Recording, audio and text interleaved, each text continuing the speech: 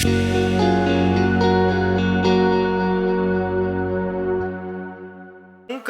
प्रभु आदिनाथ मुनिनाथ, आधि व्याधि अघमद मिटे, तव पद में मम्मात।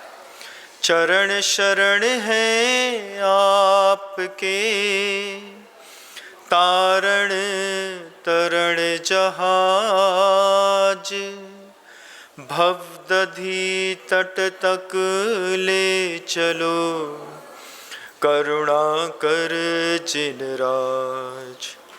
बोलिए आदि ब्रह्मा श्री आदिनाथ जी भगवान की, परम पूज्य आचार्य भगवंत गुरुदेव श्री विद्यासागर जी मुनि महाराज की, बन्ना जी के अश्यकारी श्री अजित नाथ जी भगवान की, समस्त मुनि संघ की जय। जय बोलो परम पूज्य मुनि श्री 108 विनम्र सागर जी महाराज जी की जय। नमोस्तु। एक ऐसा गृहस्थ जिसके जीवन से साधु संत लोग भी प्रेरणा लेते हैं, एक ऐसा अनुपम अद्भुत कथानक सती चेलना का विगत 3-4 दिनों से आपके पास तक YouTube के माध्यम से और प्रत्यक्ष रूप से भी पहुंच रहा है। सती चेलना का एक ऐसा जीवन है कि उस जीवन का व्याख्यान करने के लिए कई बार सोचता हूं अंतर मन में उस बात को कि साधु हैं तो सम्यक दर्शन की बात करें, चारित्र की बात करें, ज्ञान की बात करें, लेकिन एक गृहस्थ के जीवन की बात वो भी साधु कर रहा है और उसमें भी अपने आप को धर्म ध्यान करता हुआ महसूस कर रहा है। कभी ऐसा होता है क्या कि किसी गृहस्थ की चर्चा साधु करे और उसका धर्म ध्यान हो जाए?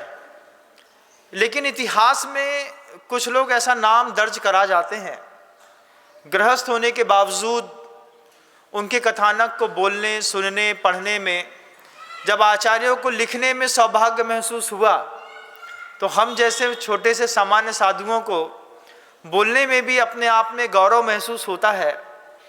लेकिन सोचता हूँ बार बार कि एक गृहस्थ को प्रथमा नियोग के ग्रंथों पर स्थान दिया गुरुओं ने और साधुओं से कहा कि सम्यक दर्शन की बात बहुत दूर है, तो उस गृहस्थ की चर्चा भी करोगे तो तुम्हारे पुण्य का वर्धन होगा। क्या है उस गृहस्थ के अंदर, उस चेलना के अंदर ऐसा क्या है, क्या माहौल बनाया है उसने अपने घर के अंदर?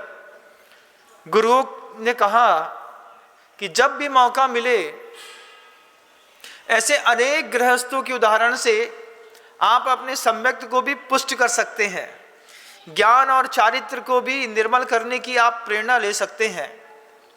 संवाद चल रहा था, पिछले सत्र में आपने सुना कि कैसे गुप्तचरी थी।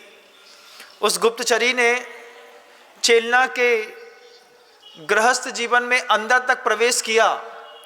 रनिवास तक पहुंचने पर उस गुप्तचरी ने महसूस किया कि चेलना जितनी बाहर से सौंदर्यवान दिखाई देती है, उतना ही ज़्यादा उसने अपने घर के माहौल भी सौंदर्यवान बना के रखा हुआ है। पिछले सत्र पर आपने 4 शिक्षा व्रतों का सौंदर्य देखा कि कैसे चेलना घर के अंदर रह करके सामायिक प्रोषधोपवास, वैया व्रत इत्यादि अपने विकल्पों का, देशावकाशिक व्रत का पालन कर रही है। गुप्तचरी को विश्वास नहीं हुआ कि गृहस्थ में होकर के भी कोई शिक्षा व्रत का निर्दोष पालन प्रतिदिन करता है। गुप्तचरी भेजी तो अभय कुमार के द्वारा गई थी ये पता करने के लिए कि चेलना के बारे में पता करके आओ कि चेलना कैसी है, चेलना के घर का माहौल कैसा है और राज्य में भी कैसी कैसी व्यवस्थाएं हैं। गुप्तचरी निरंतर लगी रही चेलना के साथ। पहले बाहर से देखा, फिर धीरे धीरे विश्वास जीत करके चेलना की मुख्य सखी बन गई और मुख्य सखी बनते बनते चेलना के साथ उस गुप्तचरी ने जो और महसूस किया, एक दिन का ऐसा ही घटना घटी कि चेलना की और भी 5 बड़ी बहनें थीं, उसमें से मृगावती जिसका विवाह हो चुका था, वो अपने पुत्र के साथ और वापस महाराज चेटक के गृह निवास पर, मतलब अपने मामा के मायके पर रहने के लिए आई। जब वो मामा के यहाँ रहने के लिए वो बच्चा आया, साथ में वो बेटी आई, संस्कारों का अलग अलग हेरफेर होता है। जो चीज़ चेलना के साथ थी, जरूरी नहीं है कि बड़े बच्चों के साथ भी, मृगावती के साथ भी हो, वसुमती के साथ भी हो, मनोरमा के साथ भी हो।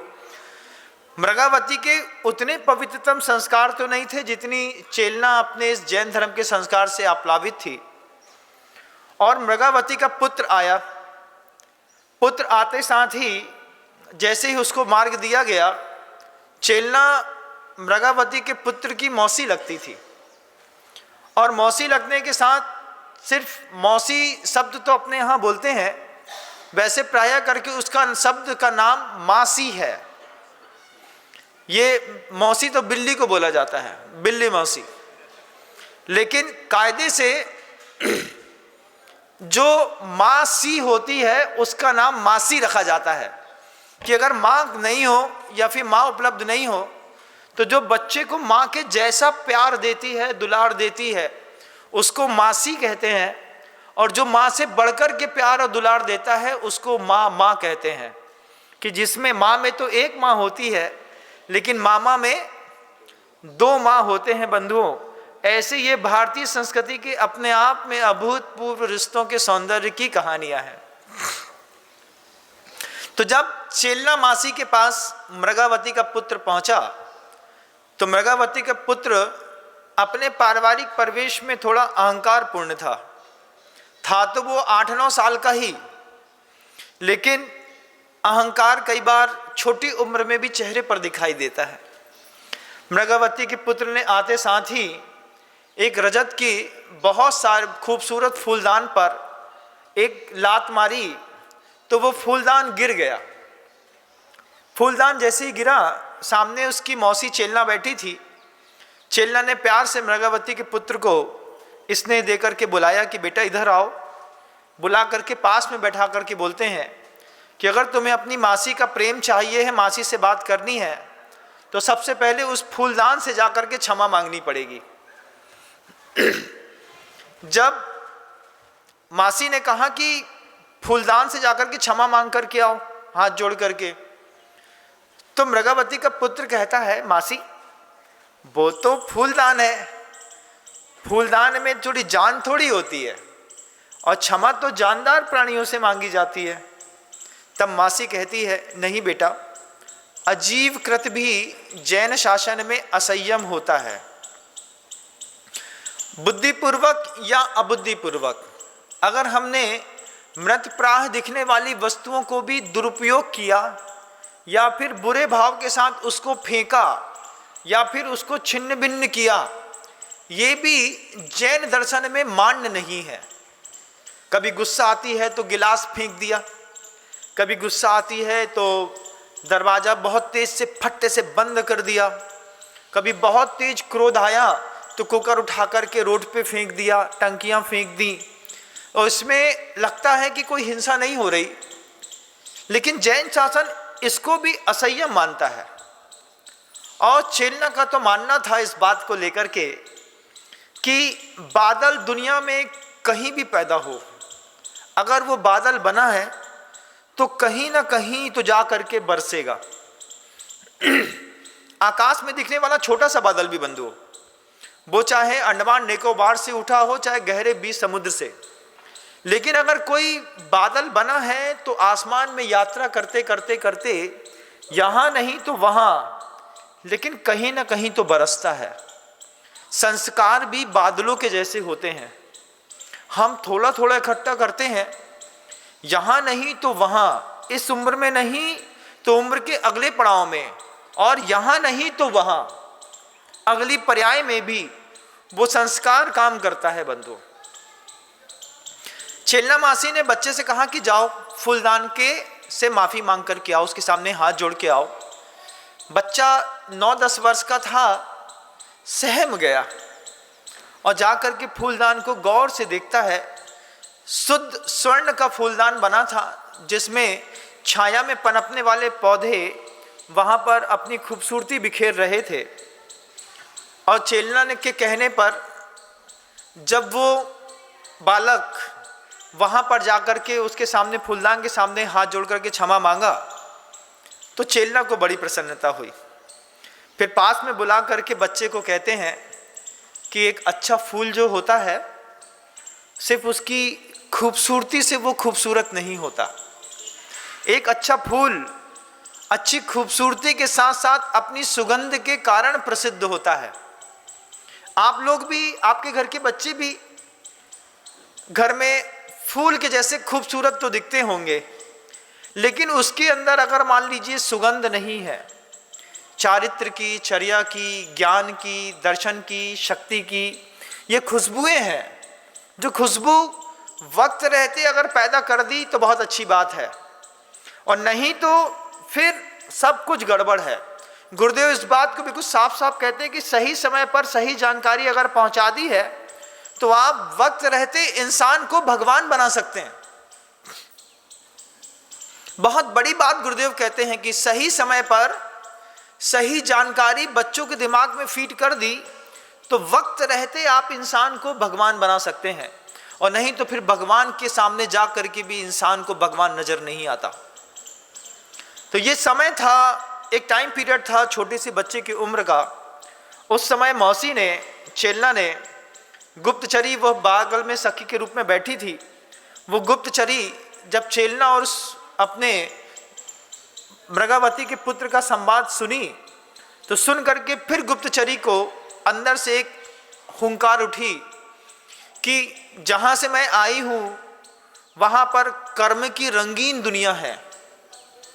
ऐसी कर्मों की रंगीन दुनिया है कि महाराज श्रेणिक के राजमहल में, वैभव में, राजागृही में हर प्रकार का वैभव दिखाई देता है, लेकिन महाराज श्रेणिक ने कभी दूर दूर तक नहीं सोचा होगा कि कोई अजीब कृत असंयम भी होता है। तेज दरवाजा बंद करने पर भी पाप पड़ता है, किसी जमीन पर कोई वस्तु को पटकने पर पाप पड़ता है, ये कभी उस गुप्तचरी ने नहीं सोचा था, कभी नहीं सोचा था। बंधुओं, आपने कभी सोचा था क्या? आपने कभी सोचा था जब आप अपने छत से कोई कार्टून है फेंकना होता है और आप छत से उठा करके कोई कार्टून और सीधे सड़क पर जमीन में फेंक देते हैं, जब आप अपने घर से ऊपर से कचड़े की थैली बांध करके नीचे सड़क पर फेंकते हैं, पाप पड़ता है। ध्यान रखिएगा कितना बड़ा पाप पड़ता है महाराज, कि भले वो सब्जी के छिलके हैं आपको नहीं लग रहे, लेकिन अजीब कृत ऐसा संयम है कि धरती पर फेंके जाने पर हो सकता है वहां पर शुभ संगी पंचेंद्री कोई जीव हो और वो जीव आपके सब्जी के छिलके मात्र से मर जाए। जैन शासन की कैसी व्यवस्थाएं हैं, इन व्यवस्थाओं से हम धीरे धीरे अनभिज्ञ क्या हो गए कि हमने इतनी हिंसात्मक जीवन शैली सीख ली कि उस महाराज श्रेणिक के जीवन में और हमारी गृहस्थी में कोई अंतर नहीं है। लेकिन जैन कुल का व्यक्ति तो चेलना के जैसा जीवन जीता है। उनने कहा, चेलना ने कहा, गुरुदेव के वे शब्द मुझे आज भी मतलब इतना द्रवित करते हैं, अंदर से भावित करते हैं। सही समय पर सही जानकारी सही बच्चे में फीड कर दी जाए तो इंसान को आप भगवान बना सकते हैं, और सही समय पर आपने अगर बच्चे को सही जानकारी फीड नहीं करी, सिर्फ आपने भौतिक संसाधन उपलब्ध कराए, तो घर का इंसान जैसे दिखने वाला पुतला कई बार दानव और शैतान बन करके घर के अंदर रहने लगता है। जब चेलना ने उस बच्चे को ये विचार सोच करके कि फूल में सिर्फ उसका रंग, उसका आकार मायने नहीं रखता, उसकी सुगंध भी मायने रखती है, ये बात जब गुप्तचरी से कही तो गुप्तचरी सोचती रह गई कि चेलना के घर के अंदर का भी माहौल बहुत धार्मिक है। गुप्तचरी हनुमान जी की भक्त थी। एक दिन वह गुप्तचरी हनुमान जी और राम जी की पूजा कर रही थी, और राम जी और हनुमान जी की पूजा करते हुए चेलना ने अपनी उस सखी को देखा जो उसकी दासी का रूप लेकर के वहां पर बैठी थी।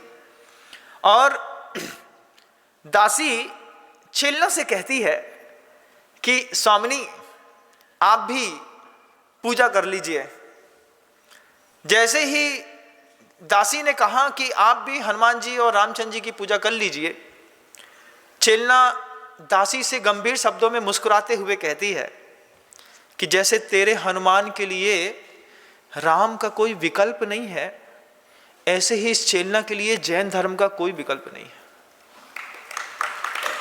जब ये बात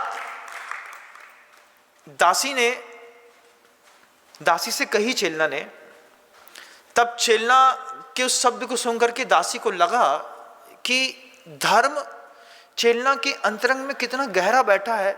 क्या शब्द कह दिए कि जैसे तेरे हनुमान के लिए राम का कोई विकल्प नहीं है, ऐसे ही इस चेलना के लिए जैन धर्म का कोई भी विकल्प नहीं है। सखी, तो सिर्फ जैन धर्म की बात करेगी तो मुझे आनंद आएगा। ये बात चेलना ने अपनी दासी से कह दी। क्या आप कभी अपने परिवार में इस बात को किसी को समझा पाए कि अपन जिनकुल में उत्पन्न हुए हैं, जैन धर्म के अलावा अपने जीवन में कोई विकल्प नहीं है। किसी हरी दुकान पर जाकर के कुछ भी करने का विकल्प ही नहीं है हमारे पास। न सोमवार, न मंगलवार, न शुक्रवार, न शनिवार। हमारे पास तो प्रत्येक दिन का विकल्प है कि हम दष्टम जिनेन्द्र भवनम भवतापहारी, ये शब्द लिखे हैं। जिनेन्द्र भगवान के उस मंदिर के बाहर से दर्शन करने पर मात्र दृष्टम जिनेन्द्र भवनम भवतापहारी। वो मंदिर कैसा है कि वो पूरे के पूरे भव के ताप को हरण करने के लिए मात्र जिनालय नहीं, जिनालय भगवान जिनेन्द्र भगवान की तो बात ही कुछ और है। और फिर जिनेन्द्र भगवान के पास पहुंच करके पूजन, अभिषेक, शांति धारा, स्तोत्र पाठ, मंत्र का जाप, स्वाध्याय, ध्यान, सामायिक इत्यादि की गतिविधियों में इस श्रावक की पूरी जिंदगी की शाम हो जाती है बंधु। इससे समय मिलता है तो परिवार बसाता है, इससे समय मिलता है तो थोड़ा बहुत पैसा कमाता है। अब धारा पलट गई, पैसा कमाने से थोड़ा बहुत समय मिलता है तो मंदिर जाता है, थोड़ा बहुत समय मिलता है तो गृहस्थी बसाता है। ये लोभ का जो एक राक्षस जीवन में नृत्य करता है, इस नृत्य करते हुए राक्षस को कभी भी जैन समुदाय के लोगों ने कभी बढ़ने नहीं दिया। समय समय पर अपरिग्रहवाद के उस सिद्धांत का पालन करते हुए वस्तु व्यवस्था की जानकारी होने के कारण श्रावकों ने अद्भुत रूप से अपने कौशल को दिखाया है और अपने परिग्रह का त्याग किया है। और परिग्रह का त्याग करने के बाद अपने आप को अंदर से संतुष्ट पाया है कि आज पुनः थोड़ा सा धन फिर प्रभु के चरणों में समर्पित करके मैंने अपने जीवन में त्याग के सौंदर्य को बढ़ा लिया। धर्म क्या चीज है? क्या धर्म मजबूरी में करना पड़ता है? क्या धर्म किसी के दबाव में करना पड़ता है? धर्म क्यों करना पड़ता है? जब गुप्तचरी ने चेलना से पूछा कि धर्म क्या चीज है, चेलना कहती है वो शब्द कि उसको करने से मुझे खुशी मिलती है, उसको करने पर मुझे लगता है कि वी आर सेटिस्फाइड, मतलब मुझे आंतरिक संतुष्टि मिलती है उस धर्म को करने पर। चेलना कहती है कि ये धर्म किताबों में लिखा है इसलिए हम करते हैं, ऐसा नहीं। इस धर्म को करने के बाद जो अंतरंग में खुशी का माहौल बनता है कि एक जीवन का और दिन जी गए, धोती दुपट्टे पहन करके, पूजन करके, अभिषेक करके, शांति धारा करके, गुरुओं को दान दे करके, इस जीवनों की सार्थकता है बंधुओं। नहीं तो प्रायण न जायते पुंसाम वीतरागस्य दर्शनम तद दर्शनम विरक्ता नाम भवेत जन्मापि निष्फलम। कई ऐसे परिवार हैं, कई ऐसे शहर हैं जहाँ पर श्रावक आकर के रोज बोलता है, महाराज आप हमारे गांव में क्यों नहीं आते? एक बार आपको अपने घर में देखना चाहते हैं, गांव में देखना चाहते हैं, प्रभावना करना चाहते हैं, दान देना चाहते हैं, लेकिन उनकी ऐसी किस्मत है कि उनके यहाँ पे वैभव तो खूब मिलता, साधु नहीं जाते। प्रायण न जायते पुंसाम वीतरागस्य दर्शनम, वीतराग मुद्रा का दर्शन दुर्लभ, तद दर्शनम विरक्ता नाम। अगर मान लीजिए गांव में मुनि आ जाएं, गांव में साधु भगवंत आ जाएं, आर्यका भगवंत आ जाएं, और उसके बाद तद दर्शनम विरक्ता नाम, घर के अंदर बैठे हैं और उनके दर्शनों से विरक्त हैं, आचार्य भगवंत कहते हैं भवेत जन्मापि निष्फलम, जन्म ही निष्फल हो गया। जब चेलना ने वो बात कही तो गुप्तचरी पूरा दिन सोचती रही कि वास्तव में हनुमान जी के जीवन में राम का क्या विकल्प है और चेलना के जीवन में जैन धर्म का क्या विकल्प है।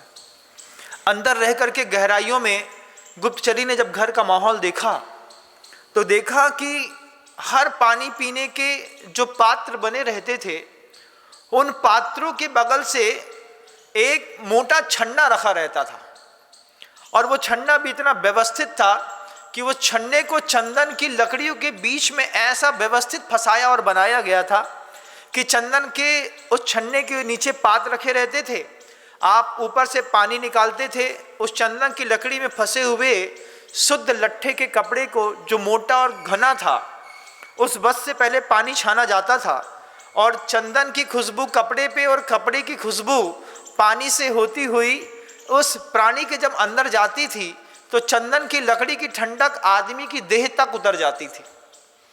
इस तरीके से वो जल गालन की व्यवस्था जब देखी तो गुप्तचरी पूछती है, क्या पानी को इस कपड़े से छानना जरूरी है? चेलना कहती है कि मैंने अपने घर के अंदर वो व्यवस्था बना के रखी है कि महाराज चेटक भी मेरी व्यवस्थाओं में हस्तक्षेप नहीं कर सकते। चेटक ने भी कह के रखा था घर के अंदर कि चेलना भले छोटी है लेकिन उसकी हर बात का आदर घर के अंदर होना चाहिए। पानी छानने के लिए हर जगह उसने व्यवस्थाएं बना के रखी और गुप्तचरी को चेल्ला ने एक दिन बताया कि ये पानी छानना भाव सत्य कहलाता है, भाव अहिंसा होती है। जैसे आप लोगों के यहाँ अभी आजकल आप लोग बोलते हैं आरओ का फिल्टर पानी होता है, पेस्टिसाइड डाल दिए, क्लोरीन डाल दिया, पाउडर डाल दिया, ब्लीचिंग पाउडर डाल दिया, पानी साफ हो गया, अब उसमें जीव नहीं रहे, अब उसको छाने नहीं छाने सब बराबर है। लेकिन चैना कहती नहीं, हमारे यहाँ अहिंसा की प्रथम शुरुआत पहले पायदान पर अगर जैन कुल में बच्चे को कुछ सिखाया गया और कुछ संकल्प दिया गया तो मात्र एक वस्तु का संकल्प दिया गया कि तुम सबसे पहले छना पानी पियोगे। पहली चीज सिखाई गई हमारे यहाँ कि जल गालन जैन कुल में पैदा हुआ है तो अहिंसा की पहली सीढ़ी में पढ़ाया गया। नमो अरहंताणम के बाद सबसे पहली चीज बच्चे ने सीखी है तो छने पानी को पीना। चेल्ला ने जब देखा कि गुप्तचरी हमारे संवाद को सुनकर के थोड़ा आश्चर्यचकित हो रही है, तब चेल्ला को लगा कि घर के माहौल में सिर्फ पानी छानना ही नहीं है, घर के माहौल के अंदर अहिंसा के प्रत्येक प्रकल्प को देखना जरूरी होता है। दुनिया में कई परिवार होते हैं जिनके घरों के अंदर चक्कियां नहीं होती, लेकिन चेल्ला ने अपनी विशेष दासियों के हाथ में छोटी छोटी चाक देकर के रखी थी जिसमें प्रतिदिन के लिए शुद्ध आटा पीसा जाता था। और वो चाक भी एक नीचे बहुत बड़ा पत्थर था, थोड़ा सा डॉट्स लगा हुआ खुरदुरा पत्थर, और उस खुरदुरे पत्थर के ऊपर एक पत्थर और रखा रहता था। जैसे आपने पुराने जमाने की हाथ पीसने वाली चक्की देखी होगी, उस चक्कियों में चेल्ला प्रायः करके गर्भवती स्त्रियों को बैठाती थी। गर्भवती स्त्रियों को चेल्ला ये कह करके बैठा गई कि आप यहाँ पर बैठ करके प्रतिदिन राजकुल में भोजन करने योग्य द्रव्य को पीसेंगे। गर्भवती स्त्रियां जब हाथ चलाती हैं बार बार ऐसा, उस 1 घंटा 1.5 घंटे तक जब उसको चलाया तो उससे गर्भवती स्त्री की पूरे शरीर की एक अपने आप में वैयावृत्ति होती थी, ना मस्कुलर पेन होता था, ना कोई डिसीज होती थी, किसी भी प्रकार के गर्भ संबंधी रोग नहीं होते थे और काम करने की शक्ति हाथों में बनी रहती थी, पावर्स बने रहते थे। चेल्ला ने देखा, गुप्तचरी को दिखाया, देखो ये 16 गर्भवती स्त्रियां निरंतर 16 चक्कियों में और आटा पीस रही हैं और इनसे निकले हुए आटे से ही प्रत्येक दिन के राजकुल का भोजन बनता है। जब ये बात गुप्तचरी ने देखा तो बोलती, अच्छा आटा ऐसा पीसा जाता है? बोले आपके यहाँ? हमारे यहाँ तो बड़े बड़े पाट हैं और उसमें आटा पीस करके एक बार में रख देते हैं और फिर वो आटा जब तक खत्म नहीं होता है तब तक चलता है। तब चेल्ला ने उस गुप्तचरी को कहा कि भोजन के पीसे हुए द्रव्य की भी मर्यादा होती है, उस मर्यादा के बाहर वह द्रव्य भी हिंसात्मक होता है और हम जैन हैं, हमारे यहाँ आटे की भी मर्यादा होती है। बंधुओं, हमें तो बड़ा आश्चर्य लगा जब हम पहली बार गुरुदेव से अलग होकर के किसी स्थान विशेष पर चातुर्मास के लिए गए और मैंने देखा कि घरों में चक्कियां नहीं है। एक बड़ी चक्की है समाज में किसी व्यक्ति की, और उसी के घर के जब वो चक्की धोता है उसी दिन जैन समाज के लोग जाते हैं और वहाँ पर चक्की में आटा पिसा करके चले जाते हैं। जबकि जैन समाज की व्यवस्था रही है कि हर घर में प्रतिदिन साफ होने वाली छोटी सी चक्की होना चाहिए। आजकल तो वो चक्कियाँ 8-9 हज़ार रुपये की मात्र आती हैं और अगर किसी जैन श्रावक के पास उस चक्की को रखने की सामर्थ्य ना हो, पैसा ना हो, तो स्क्रीन पर फ़ोन नंबर में आप जो नंबर दिखाई देता है उस नंबर में फ़ोन कर दीजिएगा। मैं जैन श्रावक के व्रतों का निर्दोष पालन होता रहे, ऐसे कमेटी में मैंने लोगों को बोल के रखा है, वो आपके घर में चक्कियाँ फ्री ऑफ कॉस्ट पहुँचा देंगे, फ्री ऑफ कॉस्ट। जब मैंने उनसे कहा कि आप लोगों के घर में चक्कियाँ नहीं है, बोलते महाराज जी हमारे यहाँ तो वो बड़ी वाली चक्की है, पूरे समाज के लोग उसी चक्की में जाकर के आटा पिसा लेते हैं और खा लेते हैं। ये बुंदेलखंड में तो ऐसा होता नहीं। बुंदेलखंडों में तो प्रायः करके सभी घरों में, सभी परिवारों में, जैन कुलों में चक्कियाँ पाई जाती हैं। उसमें भी मैं ये बात कहना चाहता हूँ कि आपके घरों के अंदर जो पुराने ज़माने वाली चक्की रखी है, जिसमें जो बड़ी चक्कियाँ बाहर बाजार में होती है ना, उसी चक्की का एक छोटा सा रूप होता है। उस छोटी सी चक्की से आटा पीसना आज ही बंद कर दीजिए, क्योंकि आपको चक्की सहजते तो आती नहीं है। आपने ऊपर से चक्की में आटा डाला, गेहूं डाला, अब वो गेहूं के लिए आपने चक्की चालू कर दी, अब वो एक गड्ढे से आटा गेहूं जा रहा है, दूसरे से आटा निकल रहा है। अब आप श्रावक इतना विवेकशील होता है कि शुद्ध कपड़े की, लट्ठे के कपड़े के 2 मोटे मोटे बाउल्स जैसे बना के रखता है कि जैसे ही पूरा का पूरा आटा पीस लिया, पूरी चक्की को साफ करने की एक छोटी सी खसके बोहरी की एक झाड़ू होती है, कभी आपने देखी हो तो, वो खसके पौधे की बनती है, उससे खुशबू भी आती है और बहुत अच्छे से साफ भी होता है। उस खसकी टट्टी की जो जड़ होती है, उस खसकी जड़ों से वो झाड़ू बनाते थे। उससे पहले पूरा महिला आटा साफ करती है, फिर दोनों भागों पर, जहाँ से गेहूं डाला जाता है वहाँ पर भी, जहाँ से गेहूं निकलता है वहाँ पर भी, दोनों में कपड़ा अच्छा ठूस के भरती है। अगर ठूस के कपड़ा नहीं भरा तो वो जो छिपकली होती हैं, घर के अंदर की चूहिया होती हैं, चूहे होते हैं, छछूंदर होते हैं, छोटे छोटे सांप होते हैं, कई बार कबूतर वहाँ पर 15 मिनट तक भी बैठे रहें तो एक अंडा दे देते हैं, और वो अंडे, छिपकली, छछूंदर, चूहिया सब चक्की के अंदर जा कर के जब आप गेहूं दोबारा चालू करते हैं, उसको चालू करते हैं तो उसी चक्की के पार्ट में पिस जाते हैं। और चूंकि गेहूं ऊपर से जाता रहता है, जाता हुआ गेहूं की आटा का जो पाउडर बना, उसमें उस चूहे के, चूहिया का, छिपकली का पूरा रक्त सूख गया। सूख करके अंदर के भाग में वो छिपकली या चूहिया चिपक गई, और फिर उसी के ऊपर से आटा होकर के आता रहा, और उसी आटे से आपने व्रती लोगों ने भोजन कर लिया, उसी से महानवती को भोजन करा लिया। महापाप, महापाप है बंधुओं, महापाप। पहले जमाने की जो चक्कियां होती थी, उन चक्कियों में उठा करके पहले शोधन करते थे, हाथ से चलती थी वो चक्कियां, उसी का शोधन करते थे। और शोधन करने के बाद पहले पूरा देख लिया, देखने के बाद पूरा शोधन करने के बाद आधे घंटे में घर के योग 2 किलो 2.5 किलो आटा पीस लिया।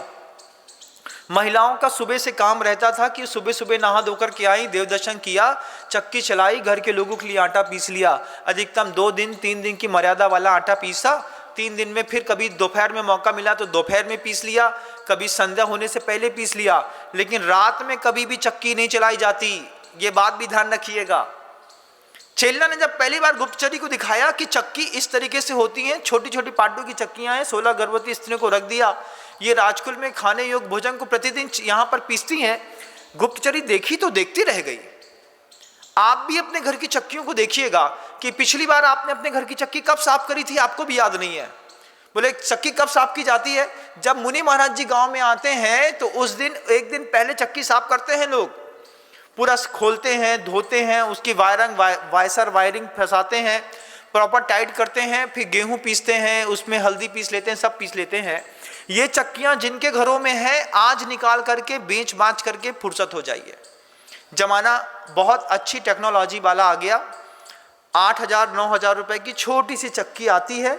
उस छोटी सी चक्की को घर के अंदर ले आइए, एक बार में पूरा गेहूं पीस लीजिए।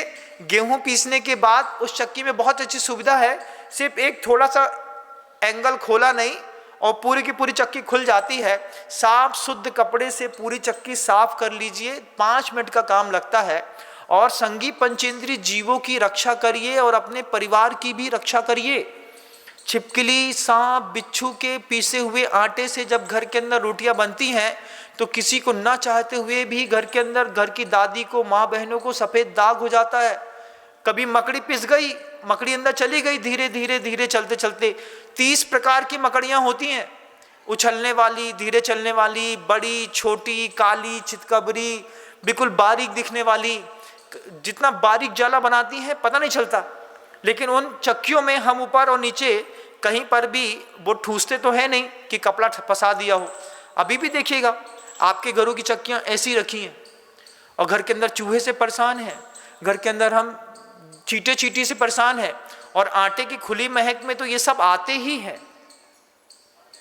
अगर आपको मेरी बात समझ में आए, जैन कुल के लोगों तक मेरी बात दूर दूर तक प्रचारित करिएगा, बताइएगा कि महाराज ने कहा है कि जिनके घरों में बाजार जैसी चक्की वाली चक्की का छोटा रूप रखा है, उठा करके किसी को भी बेच बाच के अलग करो। हमको इस चक्की का पिसा आटा ना खाना है ना खिलाना है। और नई छोटी छोटी चक्कियाँ ले आइए, 8-9 हज़ार रुपये मात्र की आती हैं। अपने व्रतों का निर्दोष पालन करिए, प्रतिदिन साफ सफाई करिए, साफ सुथरा माहौल रखिए। गुप्तचरी ने देखा कि चेलना के घर के अंदर पानी छान के पिया जाता। आटा इतना शुद्धि पूर्वक शोधन करके विधि पूर्वक जब बनाया जाता है, तब उसके आटे की पौष्टिकता और साथ ही साथ उस आटे से बल और रिद्धियों का बल का अंदर बढ़ना, स्वास्थ्य का निर्दोष बना रहना बिल्कुल सहज और संभाव्य होता है बंधु। हम अपने घर के अंदर के भोजन विज्ञान को भी बहुत कुछ परिष्कृत करें तो हमारे जीवन का सौंदर्य बढ़ जाएगा। चेलना के साथ गुप्तचरी जितना लंबा समय बिताती जा रही थी, घर के एक एक माहौल को देखते देखते देखते बिल्कुल वो गुप्तचरी हमेशा अद्भुत अद्भुत अद्भुत और आश्चर्यकारी बात करती थी।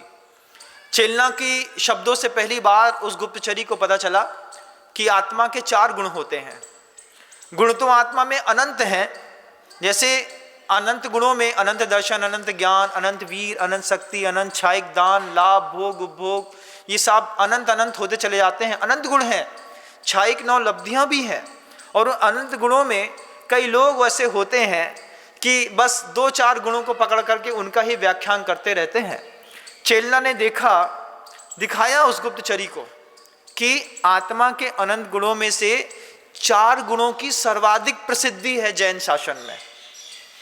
कौन से वे 4 गुण हैं जिनकी सर्वाधिक प्रसिद्धि है? तब चेलना ने हंसी हंसी में उस सखी को सिखाया कि अगर ज्ञान नहीं होता है ना, तो कभी भी भावना पैदा नहीं होती। भावना पैदा नहीं होती तो अनुभूतियां नहीं होती, और अगर अनुभूति नहीं होती है तो कभी भी आत्मा की शक्ति उस रूप में कार्य नहीं करती है। घर के अपने आत्मा के अंदर एक ज्ञान की शक्ति है, लेकिन मात्र ज्ञान की शक्ति काम नहीं करती, सम्यक ज्ञान की शक्तियां काम करती हैं। गुप्तचरी सोचती है हमारे महाराज की कर्म की रंगीन दुनिया है, और चेलना ने अपने पूरे के पूरे घर और पूरे राज्य को धर्म की रंगीन दुनिया से रंग करके रखा है। ये अपने घर के अंदर धर्म की रंगीन दुनिया बचाने की कोशिश करिएगा। अजीवकृत असंयम से बचिए, जल गालन की विधि बच्चों को सिखाइए। पानी छानने की विधि सीख गए बच्चे तो बहुत सौभाग्य की बात है। बच्चों को बताइए इस बात को कि बेटा अपने यहाँ मोटे कपड़े से पानी छाना जाता है, और वो छन्ना भी कब तक काम आता है? आजीवन।